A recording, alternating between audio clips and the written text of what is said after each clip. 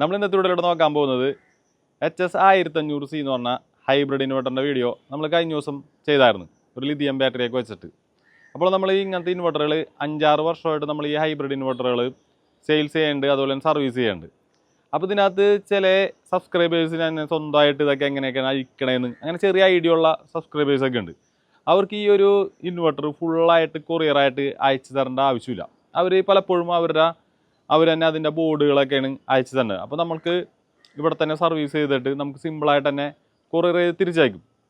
വളരെ പെട്ടെന്ന് തന്നെ ഒരു ഇൻവെർട്ടർ കംപ്ലൈൻറ്റ് ആയി കഴിഞ്ഞിട്ടുണ്ടെങ്കിൽ നിങ്ങൾക്ക് അത് സർവീസ് ചെയ്തിട്ട് തിരിച്ചു കിട്ടുന്നതാണ്.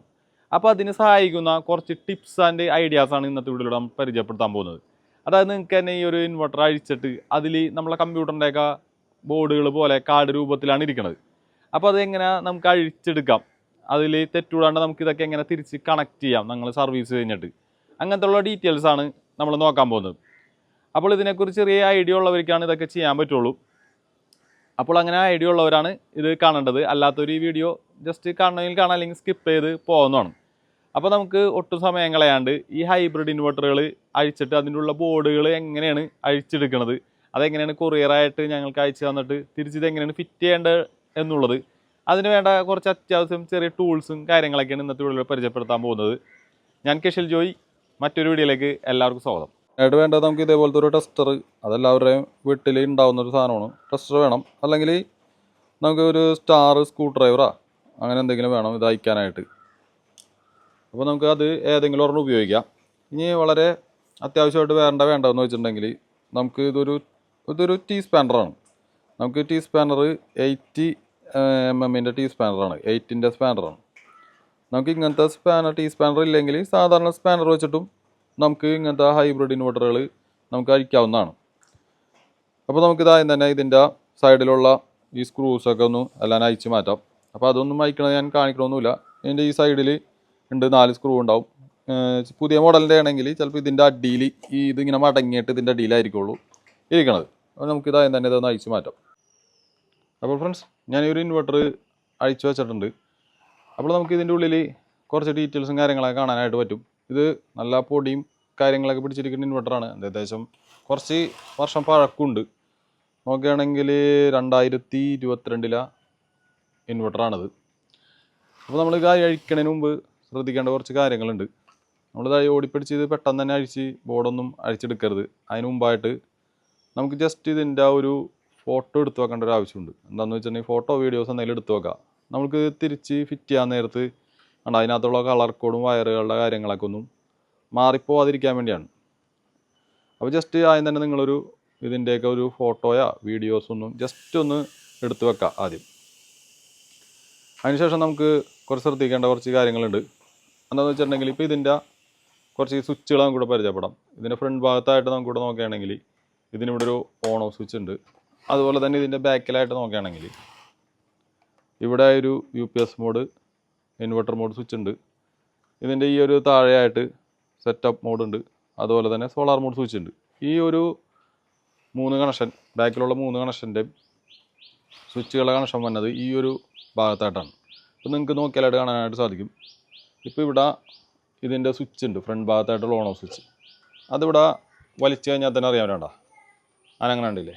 അപ്പോൾ ഇതാണ് ഇതിൻ്റെ സ്വിച്ചിൻ്റെ കണക്ഷൻ. അതുപോലെ ഇതിൻ്റെ ഈ ബോർഡിൻ്റെ അടിയിലായിട്ട് ഇതിൻ്റെ എല്ലാ ഡീറ്റെയിൽസും ഇവിടെ കാണാൻ പറ്റും. സ്വിച്ചിൻ്റെ കണക്ഷൻ ഏതാണ്, അതുപോലെ settings, solar mode, UPS mode, on off switch, MPPയുടെ ബോർഡ് കണക്ട് ചെയ്യണത്, അതുപോലെ തന്നെ ഇതിൻ്റെ ഇപ്പുറത്തായിട്ട് ഡിസ്പ്ലേ, അതായത് ഡിസ്പ്ലേയുടെ മൊഡ്യൂള്, ഇതെല്ലാനും ഇവിടെ ഇതിൻ്റെ അടിയിലായിട്ട് എഴുതിയിട്ടുണ്ട്. അപ്പോൾ നമുക്കിത് ഫോട്ടോ എടുത്ത് വെച്ചതിന് ശേഷം മാത്രമേ ഇത് അഴിക്കാനായിട്ട് പാടുള്ളൂ. അപ്പോൾ ഇത് നമുക്ക് ആദ്യം തന്നെ ഈ ഭാഗങ്ങൾ നമുക്ക് ഇവിടെ നിന്ന് ഇങ്ങനെ ഊരാം. വെറുതെ ഇങ്ങനെ കൈകൊണ്ട് വലിച്ചാൽ തന്നെ ഇങ്ങോട്ട് ഊരിപ്പോരും. കണ്ട, ഇത് നോക്കിക്കഴിഞ്ഞാൽ അറിയാൻ പറ്റും ഇത് ഏത് ഇതിൻ്റെയാണ്. കണ്ട, ഇതിപ്പോൾ ഇവിടെ നോക്കുകയാണെങ്കിൽ ഇതിൻ്റെ സെറ്റപ്പിൻ്റെ ഇതാണ്. അതിവിടെ എഴുതിയിട്ടുണ്ട്. സെറ്റപ്പ് എന്ന് ഇവിടെ നോക്കിയാൽ കാണാനായിട്ട് സാധിക്കും. കണ്ട, ഇതിൻ്റെ അടിയിലായിട്ട് സെറ്റപ്പ് എന്ന് ഇവിടെ എഴുതിയിട്ടുണ്ട്. നമുക്കിത് ബോർഡ് ഊരിക്കഴിയുമ്പോൾ കൃത്യമായിട്ട് ഞാൻ കാണിച്ചു തരാം. അതുപോലെ അടുത്ത വയർ ഊരാ, UPS മോഡ്, ഇത്രയും വയർ ഊരി. അത് കഴിഞ്ഞിട്ട് നമുക്ക് ഇവിടുത്തെ MPPTയിലേക്ക് പോകണം. അതിൻ്റെ ഇപ്പുറത്തായിട്ടൊരു ഇതും കൂടി ഉണ്ട്, UPS മോഡിൻ്റെ ഇത് ഊരി. നമ്മൾ MPPT ഇത് ഊരി, അതുപോലെ തന്നെ ഡിസ്പ്ലേയുടെ ഇത് ഊരി. ഇനി നമുക്ക് ഇവിടത്തുള്ള റിലേ മേലത്തുള്ള കണക്ഷൻസ് ഊരാം. Red, blue, yellow. അതുപോലെ തന്നെ ഇവിടെ നമുക്ക് ന്യൂട്രലിൻ്റെ കണക്ഷൻ ഉണ്ട്. അത് നമുക്കിവിടെ നോക്കി നമ്മൾ നേരത്തെ ഫോട്ടോ എടുത്ത് വെച്ചിട്ടുണ്ടല്ലോ, അപ്പോൾ അറിയാൻ പറ്റും. ഈ വയറും ഇതും അങ്ങോട്ട് ഊരാം. ഇനി നമുക്ക് ഊരാനുള്ളത് ഈ ഒരു ട്രാൻസ്ഫോമറിൻ്റെ കണക്ഷനും ഇതുമാണ്. അതിനായിട്ട് നമുക്ക് ഈ ഒരു ടീ സ്പാനറോ അല്ലെങ്കിൽ നിങ്ങളുടെ കയ്യിലുള്ള ഏതെങ്കിലും ഒരു സ്പാനർ ഉപയോഗിച്ചിട്ട് സിമ്പിളായിട്ട് തന്നെ നമുക്കിങ്ങനെ ഊരെടുക്കാവുന്നുള്ളൂ.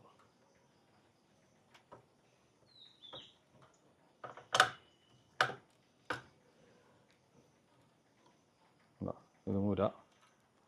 അതുപോലെ തന്നെ ഇവിടെ നിന്ന്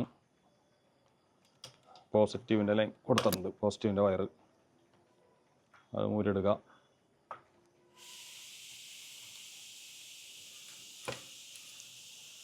ഇതിൻ്റെ ഉള്ളിലായിട്ടും ഒരു പോസിറ്റീവിൻ്റെ വയറുണ്ട്, അത് ഊരാം. ഇതുണ്ട്. ഇപ്പോൾ ഞാൻ ഈ ട്രാൻസ്ഫോമറിൻ്റെ വയറ് ഇവിടെ നിന്ന് ഞാൻ ഊരിയത്, അതാണ് ഈ കാണിക്കുന്നത്. അവിടെ നീക്കി വെക്കാം. അതുപോലെ തന്നെ ഇവിടെ നിന്ന് MPPTയിലേക്കുള്ള പോസിറ്റീവ് വയർ ഊരിയുണ്ട്. അതുപോലെ തന്നെ ബാറ്ററിയിലേക്ക് കൊടുക്കാനുള്ള പോസിറ്റീവിന് ഊരാം.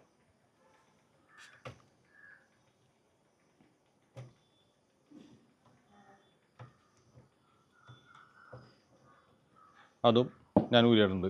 ഇതിനകത്ത് വേറൊരു കാര്യം കൂടി ശ്രദ്ധിക്കാനുള്ളതെന്ന് വെച്ചിട്ടുണ്ടെങ്കിൽ ഈ ട്രാൻസ്ഫോമറിൻ്റെ ലൈനും ഇതുപോലെ തന്നെ നിങ്ങൾ ജസ്റ്റ് ഒന്നൊന്ന് മാർക്ക് ചെയ്ത് വെക്കണം നല്ലതാണ്. അതായത് ഇത് ഊരിക്കഴിഞ്ഞ് കഴിഞ്ഞിട്ടുണ്ടെങ്കിൽ ഇപ്പോൾ ട്രാൻസ്ഫോമറിൻ്റെ ലൈൻ ഇത് ഇവിടെ ഇങ്ങനെ കൊടുത്തിട്ടുണ്ടാവില്ല, ഇതിലൊരു എയുന്ന ബിയുന്ന അല്ലെങ്കിൽ 1, 2 എന്ന് പറഞ്ഞ് ഇട്ടേക്കണം നല്ലതായിരിക്കുള്ളൂ. ഇതുമേ ഇട്ട് കഴിഞ്ഞിട്ടുണ്ടെങ്കിൽ ഇത് അങ്ങാടും ഇങ്ങാടും മാറിപ്പോവാതെ നമുക്ക് കറക്റ്റായിട്ട് കണക്ട് ചെയ്യാനായിട്ട് സാധിക്കും. ഇനി ഇവിടെ നോക്കുകയാണെങ്കിൽ നമുക്കിവിടെ ഒരു നെഗറ്റീവിൻ്റെ ഗ്രൗണ്ടിങ് ഉണ്ട് കോമൺ, അതും ഇതുപോലെ തന്നെ നമുക്ക് അയച്ചെടുക്കാം.